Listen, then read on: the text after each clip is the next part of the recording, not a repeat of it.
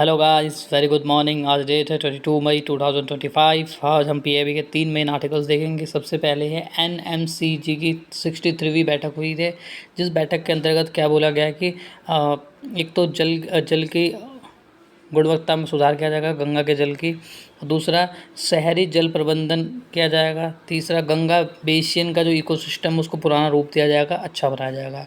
अगला जो दूसरा पॉइंट है हमारा, वो क्या बनेगा, आगरा में सीवेज प्रबंधन परियोजना चलेगी, जिसके अंतर्गत 126.41 करोड़ रुपए खर्च किया जा रहा है।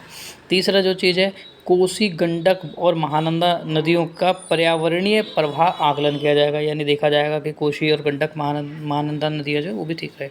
उसके बाद अगला जो है फोर्थ पॉइंट, वो है घाघरा और गोमती नदी बेसिन को पर्यावरणीय प्रभाव आकलन इसका भी किया जाएगा। ये पहले आर्टिकल्स के अंदर थे। सेकंड आर्टिकल्स में क्या चीज़ें हमारे को देखने के लिए मिलती है, ई गवर्नेंस को लेकर है। ये ई गवर्नेंस किस में किया जाएगा, उत्तराखंड में किया जाएगा।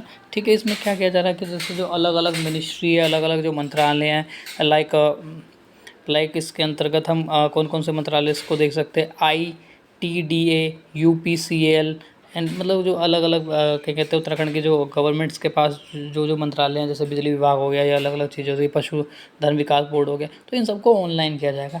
और कर दिया जाए ऑनलाइन तो बहुत बढ़िया है, लेकिन इस सरकार के सामने एक चैलेंजेस है। आप बता सकते हैं राष्ट्रीय गवर्नेंस के रूप में इसमें कि अलग अलग स्टेट्स के जो गवर्नमेंट है उनने इसको ठीक करा, ई गवर्नेंस करा, लेकिन इसमें कुछ ड्रॉबैक्स है, कमियां हैं कुछ, लाइक प्रॉपर इंटरनेट कनेक्शंस ना होना, सर्वर्स का प्रॉपर वर्क ना करना, ओवरलोड हो जाना, फाइल्स का अटैचमेंट ना होना, बहुत सारी इसमें जटिलताएं आज भी सरकार के सामने चैलेंज हैं। राष्ट्रीय गवर्नेंस को गवर्नमेंट को सही, ना केवल सही करना पड़ेगा, बल्कि इसको सरकार को इसके अंतर्गत सुधार करने की ज़रूरत है और ज़्यादा। ठीक है, और ना केवल सुधार करने की, ये चीज़ें निरंतर रूप में अच्छे से काम कर रहे नहीं करना, इन चीज़ों को भी देखने का सरकार को ज़रूरत है। ठीक है, ये आप अपने पॉइंट्स में लिख सकते हैं। उसके बाद ये आपको स्वरूप दिखेगा एक पिक्चर से। उसके बाद जो तीसरा मेन आर्टिकल है वो क्या है, वह है तीसरा जो आर्टिकल है वह है राष्ट्रीय व्यापारिक कल्याण बोर्ड के ऊपर ये क्या कहता है आर्टिकल है। इसमें क्या किया जा रहा है, मेनली इसके अंतर्गत दूरसंचार विभाग जो है वो साइबर धोखाधड़ी जो है, ठीक है ना, उसके बारे में इसमें बताया गया है कि जो साइबर धोखाधड़ी होती है उस चीज़ को सही किया जाएगा।